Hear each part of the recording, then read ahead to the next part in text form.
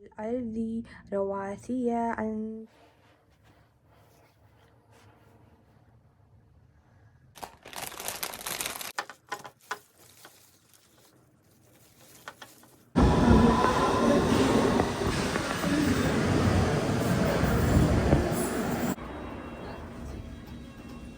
Mind the gap.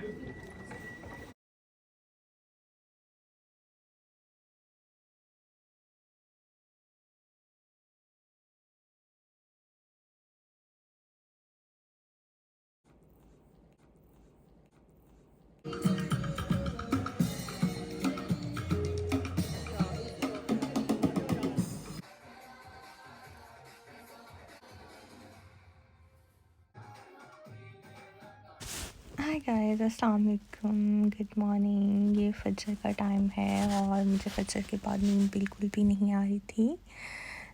मैं जागती रही और फिर मैंने कुरान पाक पढ़ लिया, क्योंकि लास्ट सेमेस्टर में आपको पता है नींद डिस्टर्ब होती है थोड़ी सी।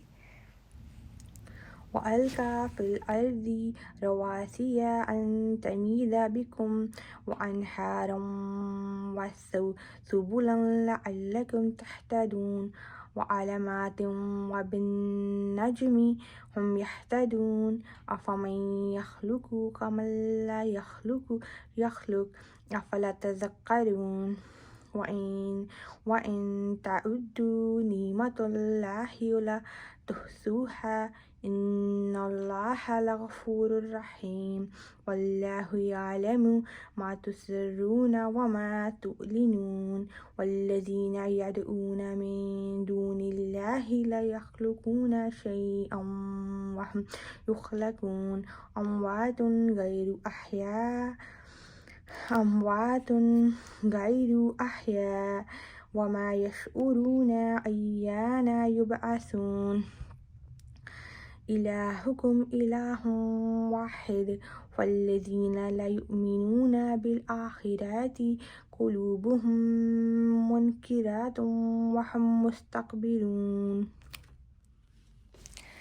फजर हो गई और उसके बाद दिन भी निकल आया। इतना खूबसूरत मंज़र था ये और मैं बहुत एंजॉय कर रही थी, मुझे बहुत अच्छा फ़ील हो रहा था। जनाब, ये वीक बहुत इम्पॉर्टेंट था। मेरी बर्थडे भी थी और मेरे बेबी का ग्रोथ स्कैन भी था, क्योंकि उनको लग रहा था कि डॉक्टर्स को कि मेरा बेबी टाइनी है। मुझे ग्रोथ के लिए बुला रहे थे बार बार चेक करने के लिए, क्योंकि काफ़ी दफ़ा ऐसा होता है कि बेबी की ग्रोथ जो है ना वो रुक जाती है और वो नहीं होती इंक्रीज़, तो आपको जो है वो बेबी डिलीवर करना पड़ता है। जनाब, मीठा डॉक्टर्स ने मुझे मना किया हुआ था क्योंकि मेरे बाबा डायबिटिक हैं। मैंने केक नहीं कट किया अपनी बर्थडे पे। मैं तैयार हुई और फिर मैंने फूलों के साथ थोड़ा सा एंजॉय कर लिया, क्योंकि कुछ ना कुछ तो डिफरेंट होना चाहिए बर्थडे पे। कुछ ना कुछ तो आपको ऐसा लगे कि डिफरेंट है और आपको फीलिंग आ रही हो बर्थडे की। मैंने इनके स्टेम्स को कट करना था और जो एक्स्ट्रा लीव्स थे ग्रीन उनको भी मैंने डिस्कार्ड करना था। लेकिन इस टाइम क्योंकि मॉर्निंग थी और मैं रेडी भी हुई तो मैं टायर्ड हो गई थोड़ा सा। सुबह सुबह बॉडी पे इतना स्ट्रेस नहीं दिया जाता, तो मैंने कहा अच्छा ठीक है यार, ऐसे ही मैं इसको जार में रख देती हूँ, फिर शाम को या रात को मैं एडजस्ट कर लूँगी। और प्रेगनेंसी में आपको पता है थोड़ा सा ना मेरे साथ तो ऐसा है कि मेरा नए कपड़े पहनने को बिल्कुल भी दिल नहीं करता। मुझे होता है कि यार पुराने, बस कहीं से भी कोई पुराने कपड़े मिल जाएं जो खुले खुले से और लूज़ हों, ताकि मैं उनमें कंफर्टेबल फील करूं। प्रेगनेंसी में वैसे भी बहुत ज़्यादा स्वेटिंग होती है और जिनकी प्रेगनेंसी समर में हो ना, तो मतलब आपके 9 मंथ समर में गुजर रहे हैं आप, वो बहुत ज़्यादा फील होता है कि भाई बहुत गर्मी है। जनाब, मैंने हॉस्पिटल जाना था बेबी के लिए, बेबी की ग्रोथ स्कैन के लिए। आई वाज सो स्केयर्ड और हर दफ़ा जब मैं जाती थी तो मैं बहुत डरी होती थी। जनाब, कोई नहीं, अल्लाह ताला सबके साथ अच्छा करे। हम लोग निकले हॉस्पिटल के लिए और हॉस्पिटल का जो ट्रैवल है ना मेरे घर से ऑलमोस्ट 1.5 आवर का था। 1 आवर तो लग ही जाता है, लेकिन मैं स्पीड थोड़ी सी स्लो होती क्योंकि प्रेगनेंसी में ना फास्ट चला नहीं जाता। इतना टाइम 1.5 घंटा तो मुझे लग जाता था हॉस्पिटल पहुंचने में और फिर वापस आने में भी। जो मेरा लास्ट बेबी डिलीवर हुआ था ना, वो मैंने डिलीवर किया था अपने घर के पास हॉस्पिटल में। वो हॉस्पिटल है मेरे घर से 20-25 मिनट्स के फ़ासले पे, लेकिन मैं उस हॉस्पिटल का नाम नहीं लूँगी। मैं लंदन में रहती हूँ, उसका बहुत बैड एक्सपीरियंस रहा। मैं बहुत अरसा 1.5 साल मैं पेन्स में रही। मेरी मिडवाइफ़ बहुत बुरी थी जिसने बेबी डिलीवर किया, उसने मेरा बिल्कुल ख़्याल नहीं रखा था। उसने बिल्कुल मुझे तवज्जो नहीं दी और मेरा बैड लक ये था कि रात को 8:45 या 8:30 के करीब, जबकि आपको पता है स्टाफ चला जाता है, मेन डॉक्टर्स चली जाती हैं 6, 7, 8 बजे घर, तब मेरा बेबी डिलीवर हुआ। तो बहुत टफ़ था वो मेरे लिए और मैंने बहुत पेन्स काटी है। 1.5 साल की तकलीफ़ काटने के बाद अल्लाह सुब्हान ताला बहुत अज़ीम है, उन्होंने बहुत आराम दिया अल्हम्दुलिल्लाह। आजमाइश तो सब पे आती है और फिर अब the second baby I am hopeful कि इस बार मुझे कुछ ना हो, मेरा सब कुछ मैं हेल्दी हो जाऊँ। अगर आपको डॉक्टर्स अच्छे मिल जाए ना तो बहुत बहुत ज़्यादा ना अच्छा हो जाता है।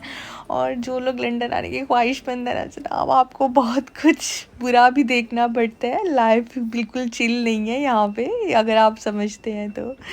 अच्छा, मेरा कार टैप ही नहीं हो रहा था, जब मैंने एग्ज़िट लिया तो मैं बार बार टैप कर रही थी। अच्छा जनाब, मैंने यहाँ से स्टेशन से एग्ज़िट लिया और एग्ज़िट लेने के बाद यहाँ से ऑलमोस्ट 3-4-5 मिनट की वॉक थी मैं हॉस्पिटल की।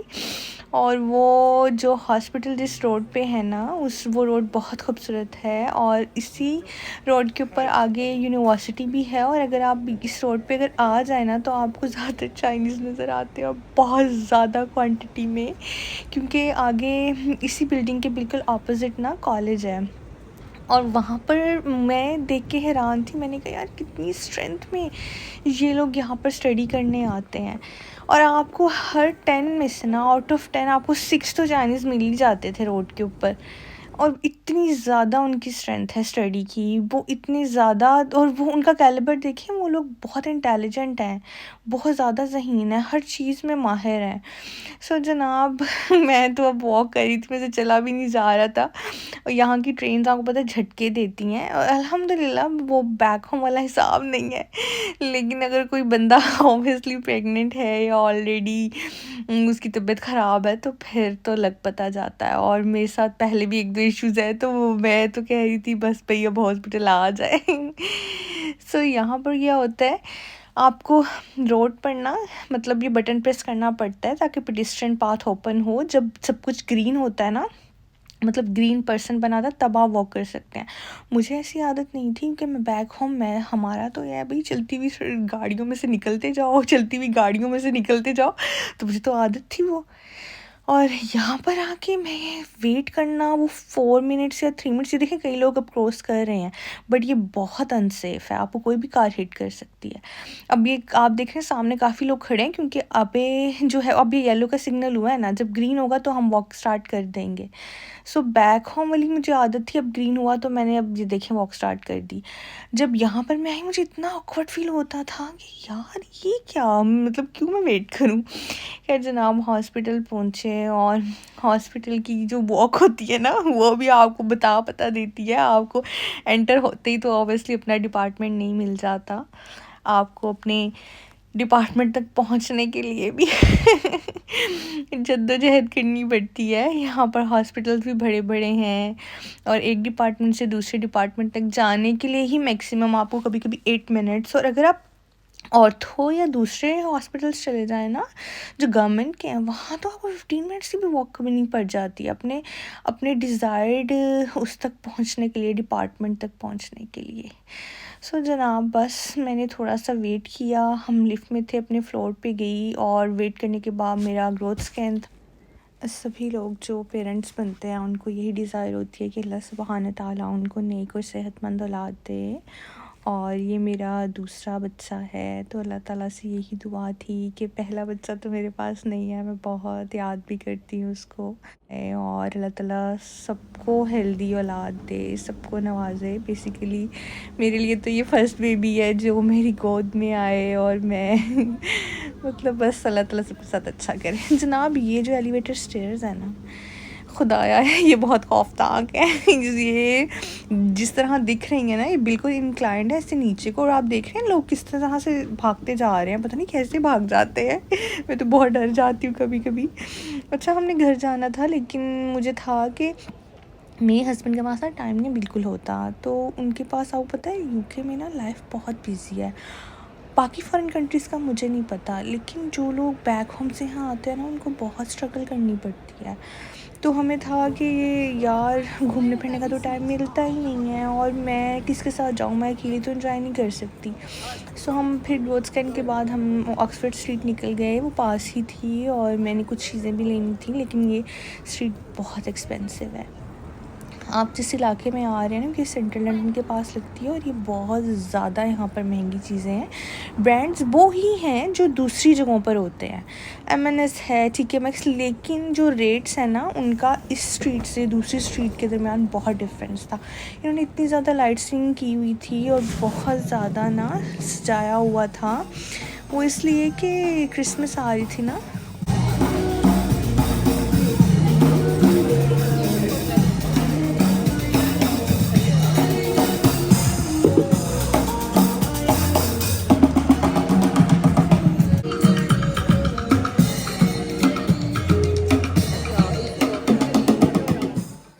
रोड पर जनाब ये लोग बैठे गुनगुना रहे थे, तो मैंने सोचा मैं भी घर आके थोड़ा सा म्यूज़िक लगा लेती हूँ।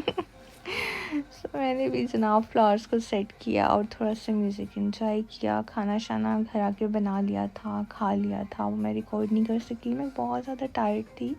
सो मैं वही रिकॉर्ड किया जिसको रिकॉर्ड करने की मेरे में हिम्मत थी। लास्ट सेमेस्टर बहुत बिजी जाता है और बहुत स्लो अप हो जाते हैं, लेकिन अल्हम्दुलिल्लाह वीडियो बना ही ली मैंने।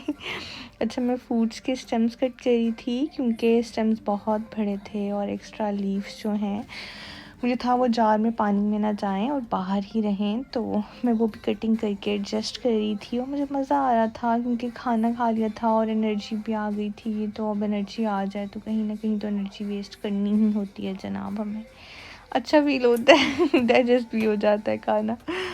सो जनाब इस तरह से ये सारे फूलों को सेट किया और म्यूज़िक साथ साथ इंजॉय करती रही मैं। म्यूज़िक एंजॉय करने के बाद मैंने सोचा जनाब अब तो बहुत ज़्यादा हो गई है, खड़े खड़े भी और वॉक भी सुबह होगी, अब थोड़ा सा रेस्ट कर लिया जाए। सो जनाब आप देखें ये फूल कितने खूबसूरत लग रहे थे। अच्छा, यहाँ पे फूलों में खुशबू नहीं आती। यूके के जितने भी फूल हैं ना, मैंने आज तक किसी भी फूल में खुशबू नहीं देखी। और जब मैं नई नई यहाँ आई तो मैं जब स्मेल करती थी मैं बहुत हैरान होती थी, मैं कहती थी यार खुशबू क्यों नहीं है। सो मैं सबसे पूछती थी और एवरीबडी यूज्ड टू से कि यहाँ फूलों में स्मेल नहीं है। अब जनाब मैं बैठ गई थी और मैंने थोड़े से सॉन्ग्स एंजॉय किए और उसके बाद जनाब रेस्ट किया, रात हो चुकी थी और मैं सो गई। Thank you for watching my video.